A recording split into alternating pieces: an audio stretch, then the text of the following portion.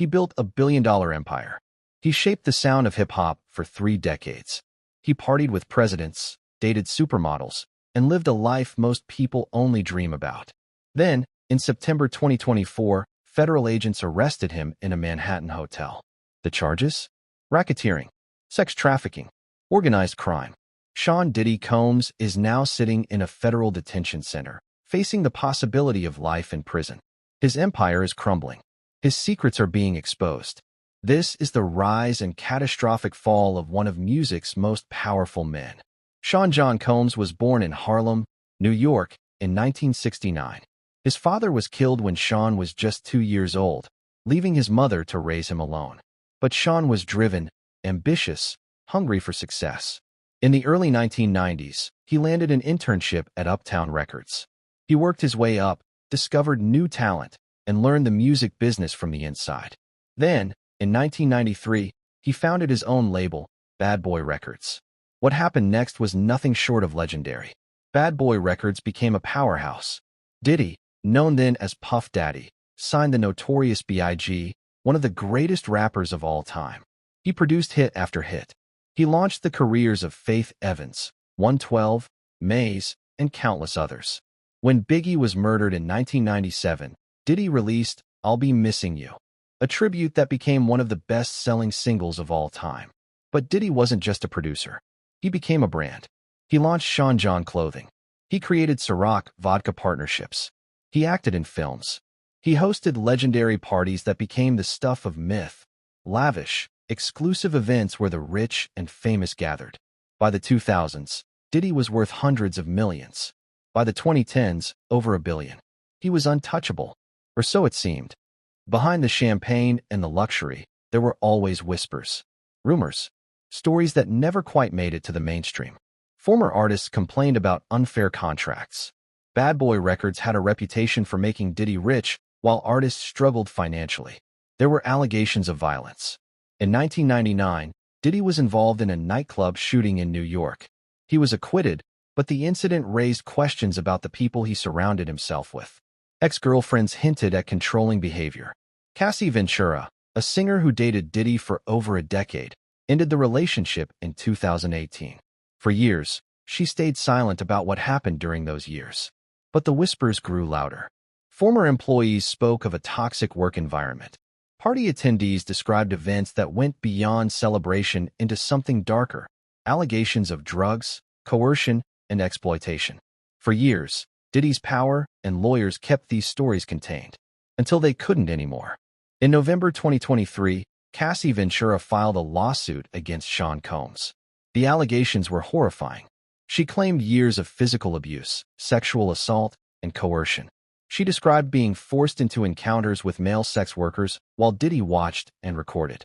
She said he controlled every aspect of her life: what she wore, who she spoke to, where she went.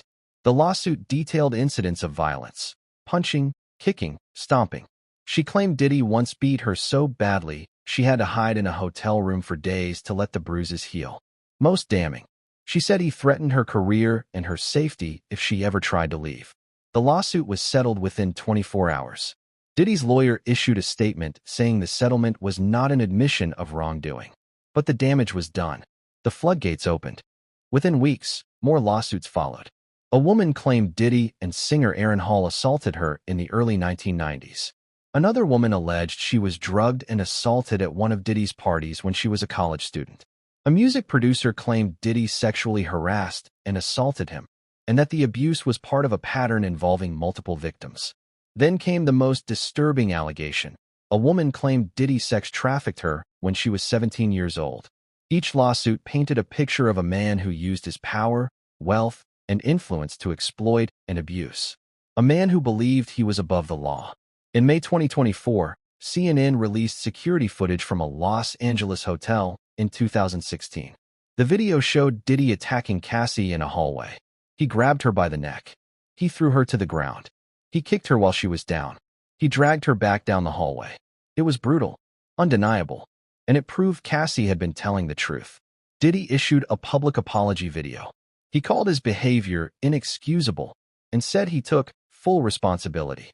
But by then, the world had seen who he really was. Federal investigators had been watching, and they were building a case. For months, federal agents had been investigating Sean Combs, not just for assault, for something much bigger. In March 2024, Homeland Security raided Diddy's homes in Los Angeles and Miami. They seized phones, computers, hard drives. They interviewed witnesses. They gathered evidence. What they found led to a federal indictment. In September 2024, Diddy was arrested in Manhattan and charged with racketeering conspiracy, running a criminal enterprise, sex trafficking by force, fraud, or coercion, transporting victims across state lines for sexual exploitation, transportation to engage in prostitution, using his business and resources to facilitate crimes. The indictment alleged that for years, Diddy had run an organization dedicated to fulfilling his sexual desires through abuse and coercion, that he'd used his employees, his security, his assistants to arrange freak-offs, multi-day drug-fueled events where victims were coerced into sex acts. The indictment described the discovery of over 1,000 bottles of lubricant and baby oil during the raids. It detailed the use of drugs to keep victims compliant. It described violence, threats, and intimidation. Prosecutors called him a danger to the community. They said he'd tried to tamper with witnesses and bribe victims into silence. Diddy pleaded not guilty. His lawyers claimed he was being unfairly targeted, but the judge denied bail. Twice. Sean Diddy Combs is currently being held at the Metropolitan Detention Center in Brooklyn, awaiting trial. The arrest sent shockwaves through the entertainment industry. Major brands cut ties with Diddy. Ciroc Vodka quietly distanced itself from him. Fashion lines dropped his collaborations. Streaming numbers for his music plummeted. Former friends and collaborators stayed silent. No major celebrity came to his defense. The same parties he'd once hosted, where the powerful mingled, now seemed like crime scenes. Howard University, Diddy's alma mater, revoked his honorary degree. His business empire, built over 30 years, began to collapse in weeks. And more victims came forward. Some who'd stayed silent for decades, believing no one would take on someone as powerful as Diddy, finally spoke. Diddy's trial is set for 2025. If convicted on all charges, he faces a minimum of 15 years in prison. He could receive life. Prosecutors say they have recordings, videos, text messages, and testimony from dozens of witnesses. They claim Diddy used his wealth and power to build a system of abuse that lasted for years. His defense team argues the encounters were consensual, that the women involved were willing participants, and that this is a case of regret turning into false accusations. But legal experts say the racketeering charge is particularly damaging.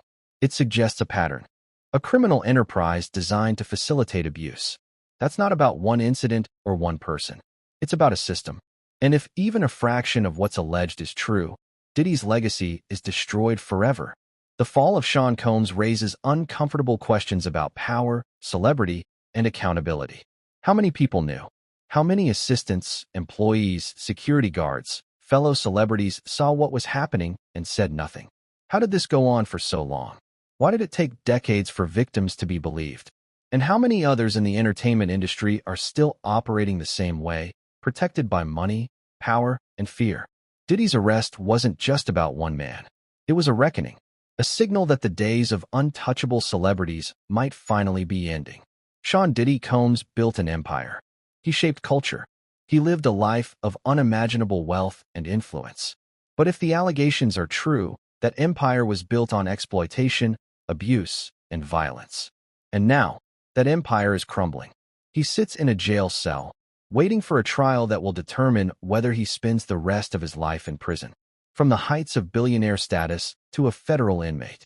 From untouchable mogul to accused predator. This is the fall of Diddy, and the world is watching. What do you think will happen at the trial? Will he be convicted, or will his lawyers find a way out? Share your thoughts respectfully in the comments.